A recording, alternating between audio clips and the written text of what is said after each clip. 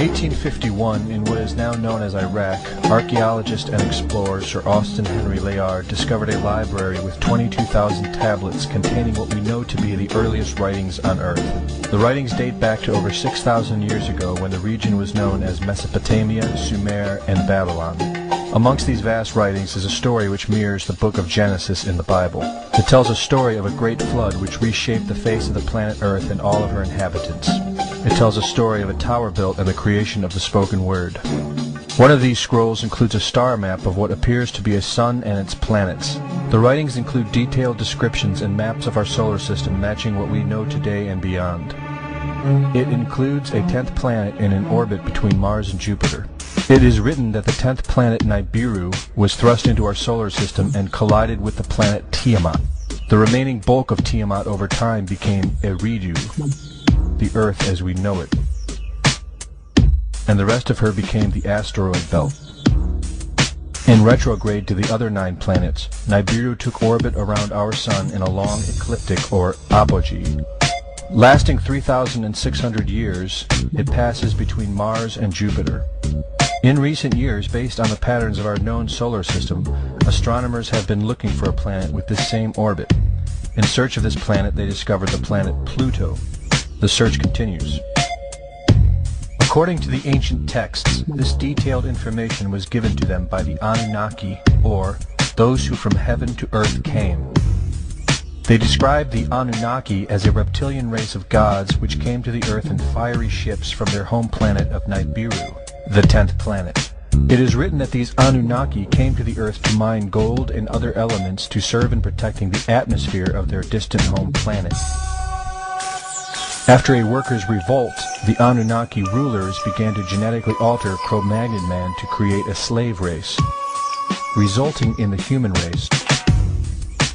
It was said that we were created by the gods in clay vessels.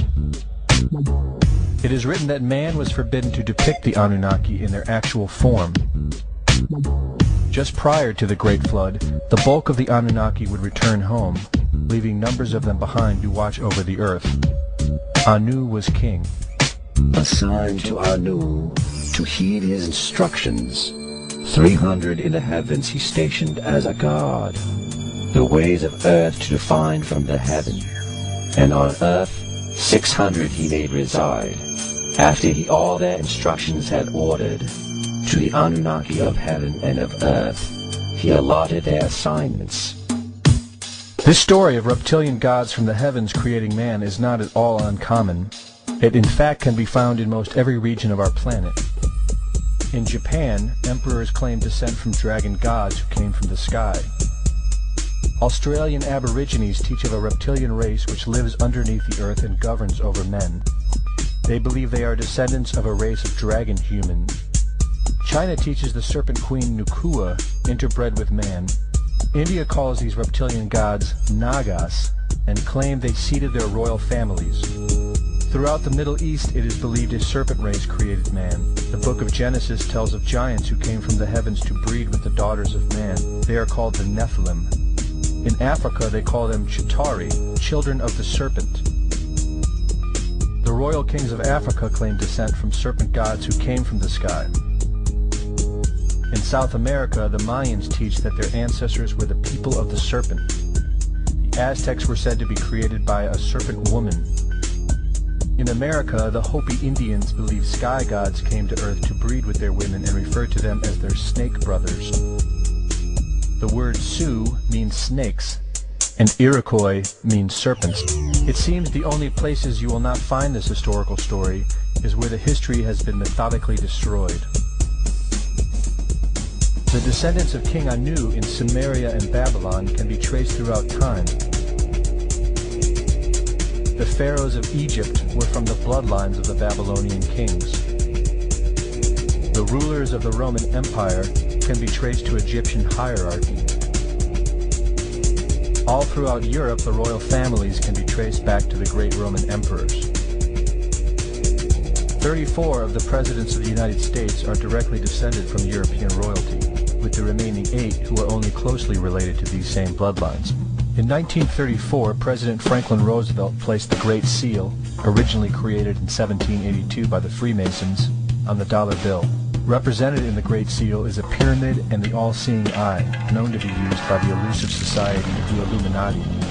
Strung together in conspiratorial confusion are secret societies such as the Illuminati, the Freemasons, and the Bohemian Club. In 1917, National Geographic did a story on a place in Montreal, California called Bohemian Grove. The story reports a place where the world's elite, members of the Bohemian Club, retreat to in late July and conduct an ancient occult ceremony called the Cremation of Care.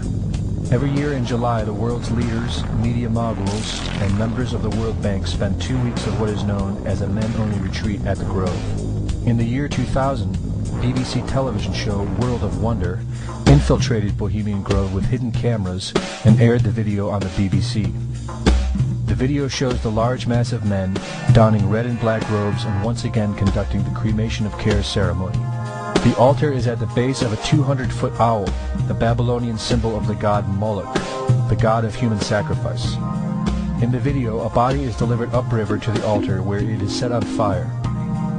Upon being aired, members of the Bohemian Club reported that the ceremony is a put-on, merely done for entertainment and fun. This history tells a story of our world leaders having a deep involvement in satanic tradition, worshipping our reptilian overlords, the serpent gods. It poses the possibility that we may be and have always been enslaved by our leaders, no different than sheep or cattle. There is an endless amount of information out there which supports this, but don't take my word for it.